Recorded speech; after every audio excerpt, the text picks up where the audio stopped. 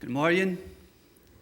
Wir reisen mit dem Frieden von unserem Herrn Jesus Christus und diesen Sonntagmorgen, wo wir gerne so in Frieden teilkommen, aus Gott seine Kinder in Gott sein Wort hier und mitnehmen. Von der aus morgens werden vielleicht viele denken, das soll eine Osterpredigt sein. Osterpredigt soll wie jeder Sonntag predigen. Wenn es dort ist, die Predigt, oder dort, was uns mit Gott versöhnt hat, dort Jesus Christus am Kreuz von Golgatha gestorben ist. Und von der aus morgens will ich ein bisschen davon reden, was ist der Unterschied zwischen Jesus Christus, dort Licht, in der Welt, der Finsternis. Und wir finden sehr viel über Finsternis in der Bibel, wir finden auch sehr viel über Licht. Und Jesus Christus, der hang am Kreuz von Golgatha, kriegt wen es dort. Wenn es dort heute Licht wird von dieser Welt, und wie im düsteren Leben getrennt von Gott. Das sagt uns Matthäus Kapitel 27, Vers 46. Ungefähr Tag 3 Uhr Mittag schrie Jesus, Eli, Eli, sabachthani. Dort meint, mein Gott, warum hast du mich verloren? Viele Menschen sind von diesem Tag verloren, einsam und allein. Und wir werden getrennt von Gott und wir werden verloren. Kriegt es Jesus Christus damals am Kreuz verloren wir von Gott verloren. Und kein Mensch will allein sein oder verloren sein. Jesus wird von Gott verloren, wenn es deine und meine Sünde, wenn es uns sündhaft leben, dann wird Jesus von Gott verloren. Und Jesus, der hängt da zwischen Himmel und Erde, von Menschen und von Gott verloren. Da wird keiner, was am Stunde da. Und wenn Gott Jesus Christus nicht wird verloren haben, dann wird Jesus nicht gesagt haben, warum hast du mich verloren? Er sagt, warum hast du das getan? Warum hast du mich verloren? So, Jesus Christus wird von Gott verloren. Jesus Christus wird von den Menschen verloren. Jesus Christus hängt da ganz allein zwischen Himmel und Erde und dort wir wenigstens die und wenigstens mich. Er hat das nicht getan, wenn das nicht wenigstens die und wenigstens mich geworden wäre. Und er wird das niemals getan haben, wenn Jesus Christus nicht uns das gelebt hat und uns das ewige Leben schenken will und uns raten will, du wenigstens dort hat dort. Und dort wird kein Fang, du am Kreuz der Hände von der Schulden Sünde. Und noch viel weniger verloren zu sein von Gott und von den Menschen. Und viele Menschen fühlen sich von der schon Tag verloren, einer von dem anderen. Aber Jesus Christus darf den Menschen niemals verloren, darf Gott niemals verloren und der wird die niemals sich verloren. Wenn er gefeilt hat und sagt, Gott, warum hast du mich verloren? Er wird uns never verloren. Wenn er hat, das Versprechen, bei uns zu sein und was er versprochen hat, dort wird er 100% sicher und immer anhören. Die ersten 3 Worte, was Jesus am Kreuz sagt, wir Vater, verjagt wenn es der weiter nicht was zu tun. Und ich glaube, diesen Satz, muss ich auch für sagen, einer zu den anderen, Vater, verjagt der weiter eben bloß gleich später. Der sind eben so wenig, das eben sich mehr mit wie man immer weiter sein, dort die Menschen fehlerhaft sind. Und dort sagt er in Lukas Kapitel 23, Vers 34, Vater, verjagt wenn es der weiter nicht später, der weiter nicht was zu tun. Und ich glaube, sehr viel, muss Jesus der selbst wird sagen, zu uns, Vater, verjagt dem Weltfried, wenn es der weiter ist gleich später. Mit dem ersten plötzlich nicht mehr aus dort. Oder Knalls oder Obram oder Sohn, wer immer der heute ist, verjagt dem, wenn es der weit später.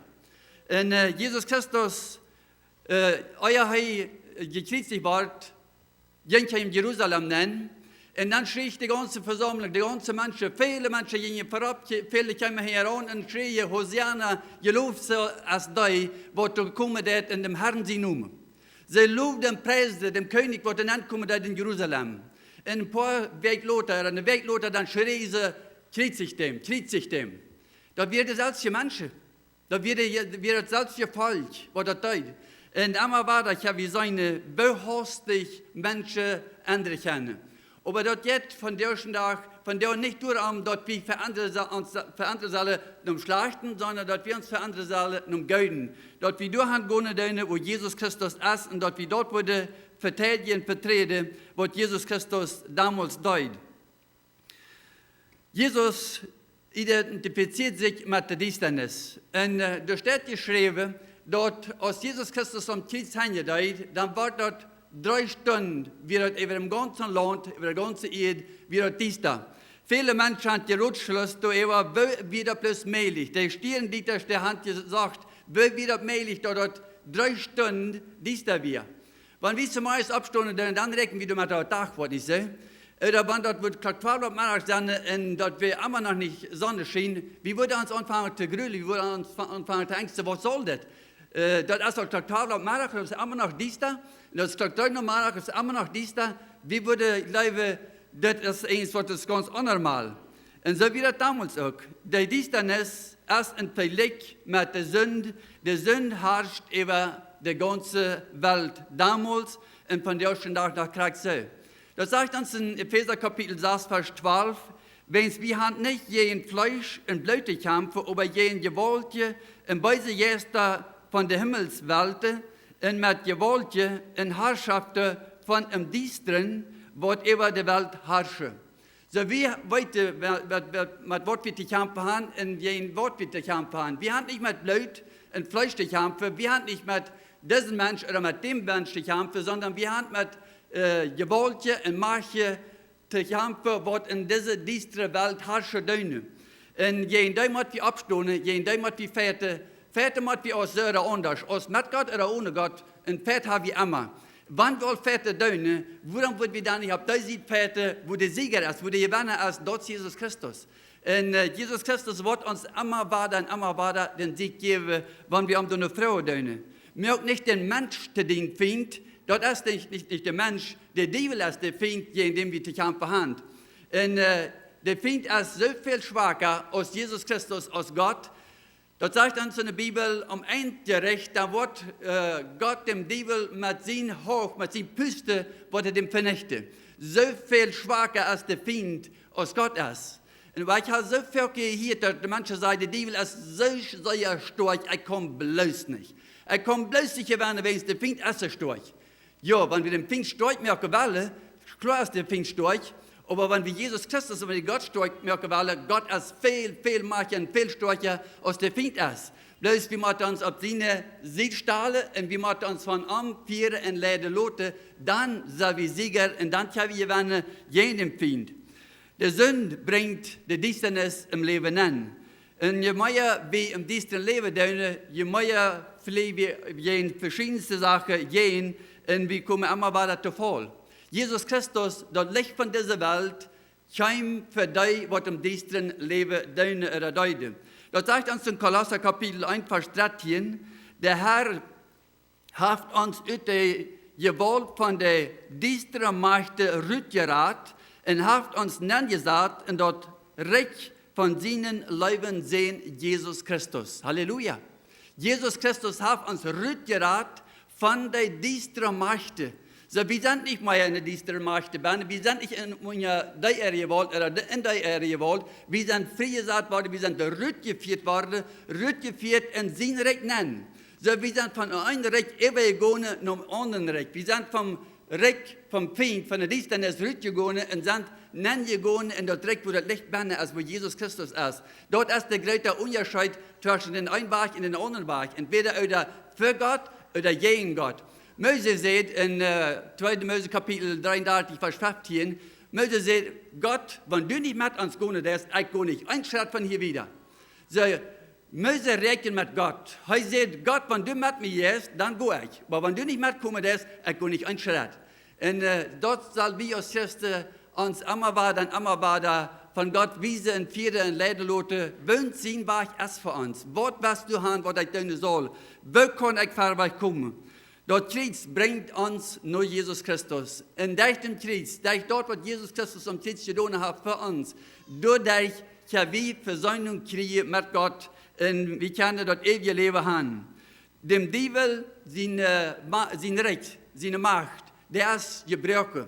Wenn es wird aus Jerusalem, der gehasste Stadt, was auf der Welt geben wird. Wenn es der Teufel durch die größte Niederlage, die größte Feind verloren hat, gegen Jesus Christus, aus Jesus Christus durch am Kreuz gestorben hat, von der Schuld und Sünde. Du hast den Feind der Macht verloren, du hast den Feind den Sieg verloren, und du weinst, als Jerusalem der gehasste Stadt vor der Jewedet in dieser Welt.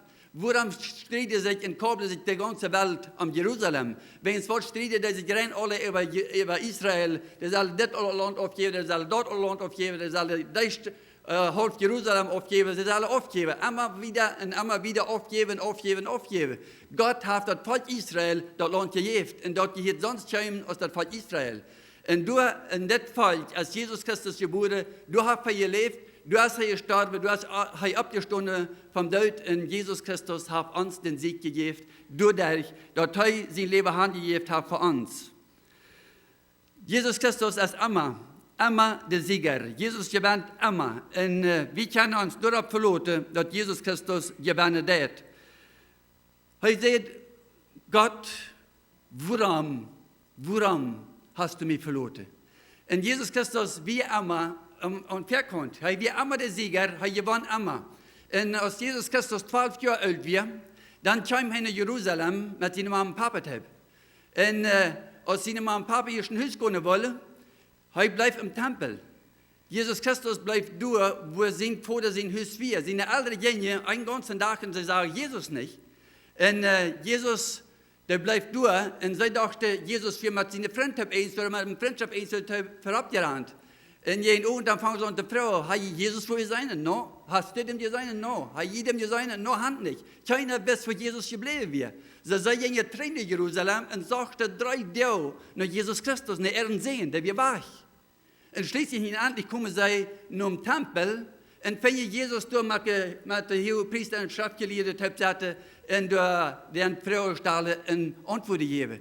Und der Pharisäer und Schriftgelehrte sagte und wunderte sich über diesen jungen Mensch, über diesen Bengel hier, wie viel der weiß von Gott, wie viel der weiß von der Bibel, wie viel von der Weise und Antworten geben können. Und Jesus sagt zu seinem Mann und Papa, weißt ihr das nicht? Dass ich mal da sein, wo mein Papa sein Haus ist? Sie tun hier ich kann.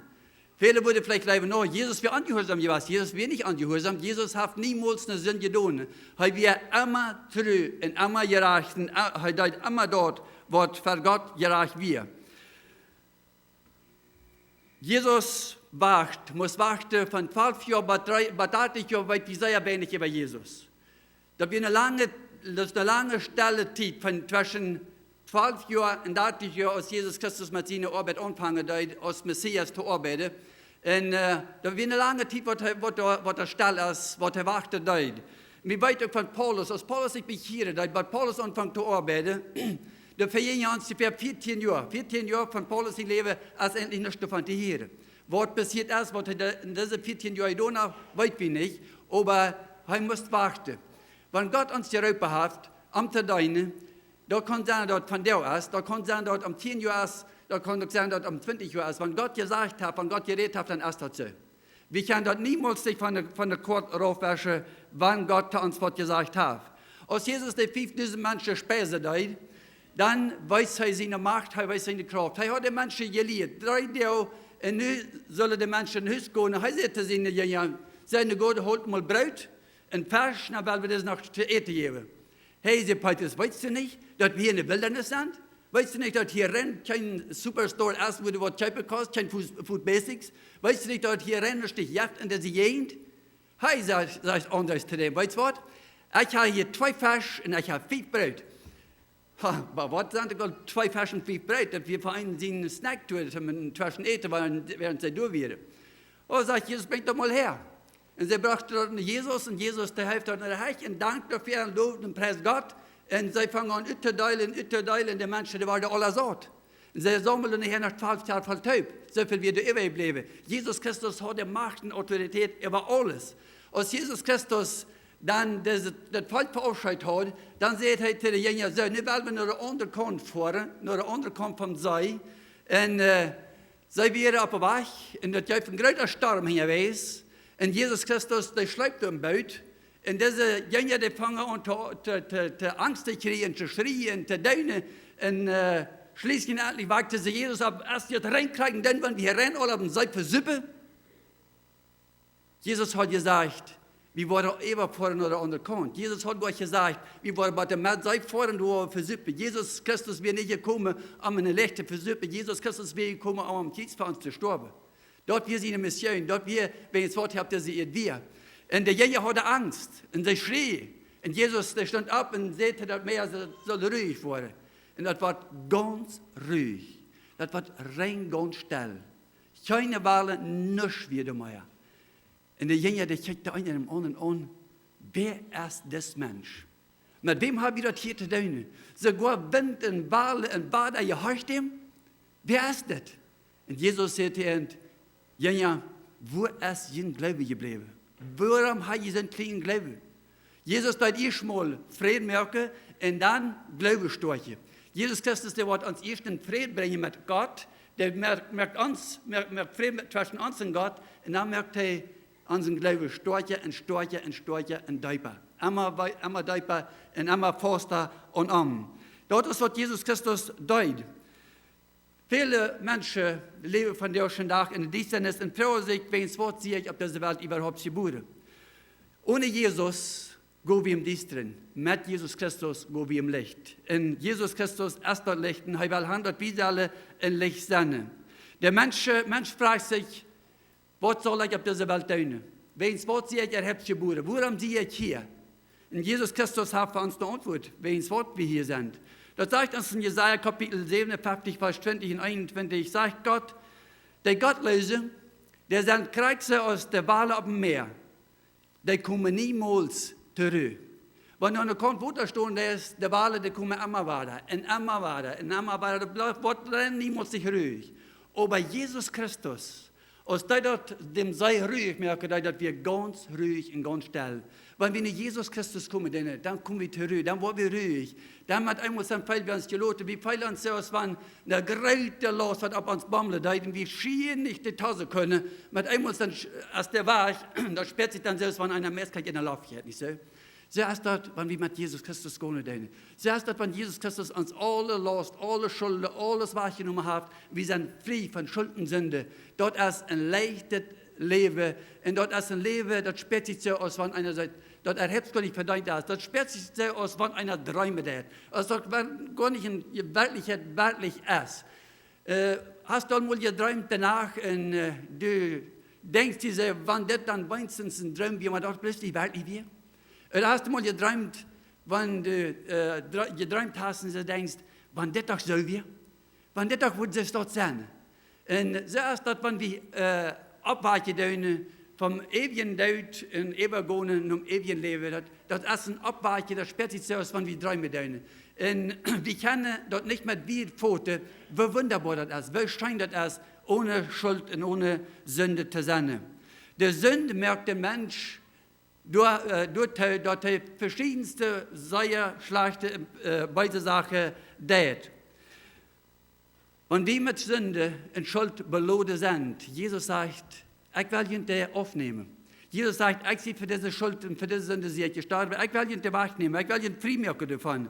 Jesus weiß, wo uns das geht, wenn wir im Dienst drin sind. Und er wacht nur die. Er wacht nur uns. Er sagt uns in Matthäus Kapitel 11, Vers 28, wenn du meid bist, von deinen Schulden, deine Lasten, der Tause, dann komm nur mir. Ich will ihn zurückgeben. Ich will die Lasten alle aufnehmen. Er ist rein dafür, er ist rein dafür. In Lukas Kapitel 1, Vers 15 sagt dort, der Taxkleidner und der Sünder, der kommen in Jesus. In der Schriftgelehrte, in der Pharisäer, der grünzt über Jesus. Wenn es wird grünzt zu sein, der nimmt der Sünder ab. Und dann atmet er noch mit der Sünder taub. Weißt du was, dort ist Jesus Christus gleich gekommen. Und der Kirche ist niemals nicht für die Heilige durch, sondern als ein Krankenhaus für die Sünder. Jesus Christus ist durch die Sünder gekommen und durch die haben und die Menschen, die Jesus Christus nicht kennen, denn die hier nur die Kirche, die hier nur Jesus Christus. Wir haben in Paraguay, hat man mit uns gesagt, du hinterst der Bank, du stund für ältere mit Kinder. So, der ältere mit Kinder soll das hinterst der Bank sagen, wenn es wird. Wenn es die Kinder würde stieren, wenn sie würde hier irgend zu manchen Menschen sein, Kind rot, und dann können keiner nicht aufmerksam horchen.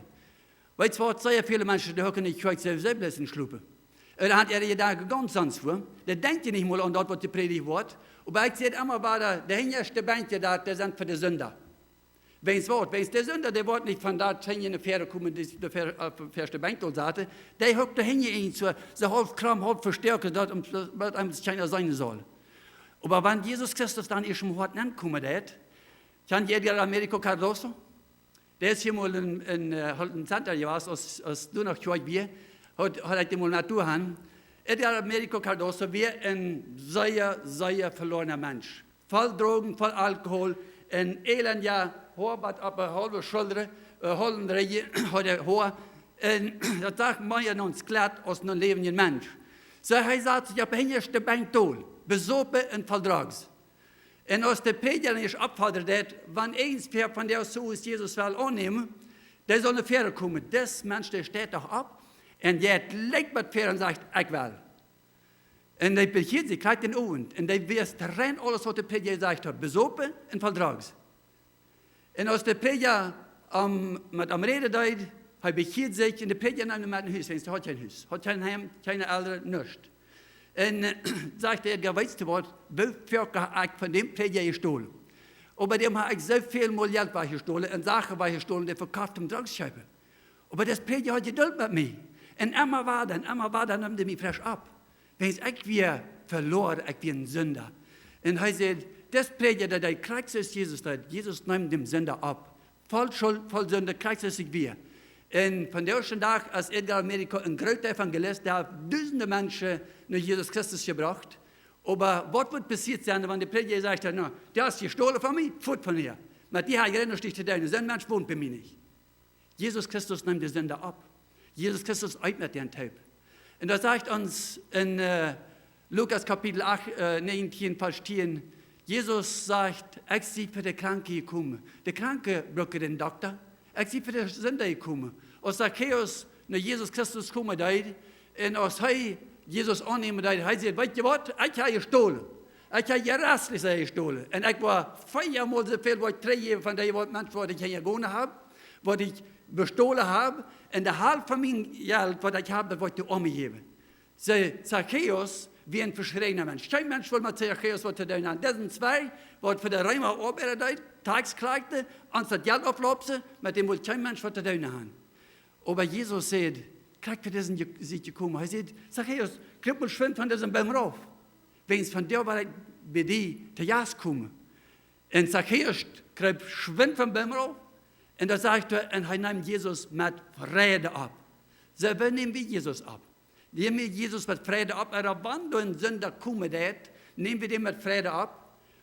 Die Bibel sagt uns, sie hat ohne zu weiter, hat die Engel beherbergt, die hat Engel abgenommen, ohne dass sie gewusst haben. So, wir nehmen wieder Menschen ab, wenn die Hand kommen dürfen. Jesus wir von verloren von Gott und von Menschen. Woran hast du mich verloren? Dass wir weins knalls, dass wir weins obram, dass wir weins weltweit, weins weiter und weiter. Du weins hat Gott am verloren. Jesus sein Tod am Kreuz hat uns das ewige Leben gegeben. Und dadurch habe ich das ewige Leben gekriegt. Jesus hat uns mit Gott versöhnt. Du hast nicht mehr dort, wo du vorher warst. Jesus hat eine Brücke gebaut von einer Kant nach der anderen Kant. Du wirst keine Möglichkeit, dass wir nach Gott kommen können. Das wird kein Weg. Das wird ganz allmählich, dass wir nach Gott kommen können. Aber Jesus baut die Brücke zwischen der Distanz und Licht. Und wir können durch diese Brücke gehen. Jesus Christus hat uns mit Gott versöhnt. Nicht, dass wir uns mit Gott versöhnt haben. Jesus hat das getan. Jesus hat alles getan, was wir brauchen heute, um Gerät zu sein. Wir können unsere Schulden, unsere Sünde, die wir alle nach Jesus bringen. Die können wir alle anbringen.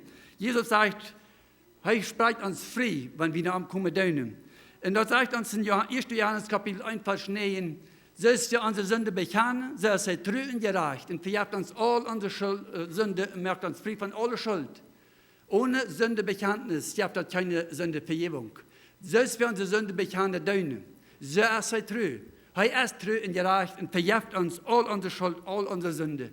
Das sagt uns in Johannes Kapitel 1, Vers 12, wenn wir Jesus Christus annehmen und an ihm bleiben, dann hilft er uns das Reich Gott, den ich kenne, heute. Wir sind Gott seine Kinder, wenn wir Jesus Christus angenommen haben. Wenn wir am Glauben dienen und am Nachfolge dienen. Heute wacht nur uns. Wachst du ab am? Wacht wieder Jesus Christus? Hier braucht von dir auch keiner mit seiner Sünde, kein Sünder braucht hier mit seiner Sünde wachgehen. Er kann seine Sünde alle hier lassen von dir. Jeder einer, was hier ist, was belohnt ist mit Schuld und Sünde, der kostet alle hier lassen. Jesus Christus ist von dir zum Messie und er sagt, ich will deine Sünde aufnehmen, ich will tauschen mit dir. Ich will die Sünde wegnehmen und ich will die in Frieden, in Reinheit, in neues Leben schenken. Das alte Leben ist vergangen und kijk, dat is alle nieuw geworden. Dat jetzt löst dadurch, dass Jesus Christus Kreuz damals für uns betont hat, geleden hat, gestorben ist und abgestanden ist am dritten Tag. Amen. Jesus Christus ist reich für dich. Jesus Christus ist reich für jeden einen von uns. Und er will, dass wir das ewige Leben Hand in Arm, in durch Arm. Nehmt Jesus Christus ab, nehmt Jesus Christus mit. Ich war in Mexiko, in den letzten Jahren, was wir da Crusade hatten, wir eine alte Tante, ich weiß nicht, wie alt die war, aber die war 160, 70 durch ein so. Und sie behielt sich den Abend. Und dann rede ich mit ihr und ich frage die alte Tante, ich sage, was nimmst du die von der Soße von hier mit? Sie sagt, ich nehme Jesus Christus im Hort mit von hier. Jesus Christus wird von dir mit mir mitkommen. Und Jesus Christus, der will von dir mit dir mitkommen in dein Haus. Er will mitkommen in dein Heim. Er will mitkommen in deine Ehe. Er will mitkommen in deine Familie. Er will Port sein von dir. Er will Port sein von deiner Familie, von deinem Heim. Er will Port sein von dort, wo du bist, was du hast und was du tust. Amen. Jesus Christus ist reich dafür. Bist du reich für ihn? Jesus Christus hat sein Leben handgegeben am Kreuz von Golgatha. Für unsere Schuld, für unsere Sünde. Er hat uns mit Gott versöhnt. Und wir können direkt mit Jesus Christus kommen und mit ihm reden und uns Leben bei ihm aufladen. Amen. Ich will noch Leute beten. Lieber Gott vor dem Himmel, du bist so wunderbar. Du bist herrlich, gerecht und allmächtig. Dankeschön, Jesus Christus, dass du die nicht schuld wirst. Du hast damals den Himmel verloren, die Herrlichkeit. En de engel wat die deine deide en wat loofde en preisde en aanbeden deide im Himmel, als du doch du wirst. Du verleidst dat alle.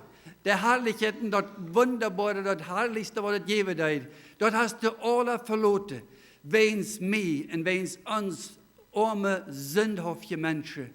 Du hast uns so sehr gelebt und du bist auf diese Welt abgekommen, du hast geleden. Die war verfolgt. Du musst von Israel nach Ägypten, von Ägypten nach Israel. Die wird verschiedenste falsche Neue reden. So viele Sachen, was ihr sagt über die, was Leines wäre, hast du alle angenommen für uns, für unsere Schulden, unsere Sünde. Und der letzte wird Post genommen, die wird betrogen von denen Jünger, der verkauft und betont für die Verrode. Jesus Christus, und dann wirst du rein für uns am Kreuz gestorben. Die wird gequält, gemordet, eine Dornenkreuz am Kopf abgeschlagen. Für unsere Schulden, unsere Sünde, wirst du alle Reute betonen. Und verloren zu werden von Gott und von Menschen. Du hängst zwischen die Erde und den Himmel. Und du siehst vor der Verjährend, wenn du weiter nicht was zu tun. Vor dem Himmel, ich lobe dich, ich preise dich, ich danke dir dafür, dass du das so wunderbar ausgeführt hast. Du bist gestorben, du bist abgestorben am dritten Tag. Und wenn du lebst, Jesus Christus, lebe wie. Und ich danke dir dafür vom ganzen Herzen.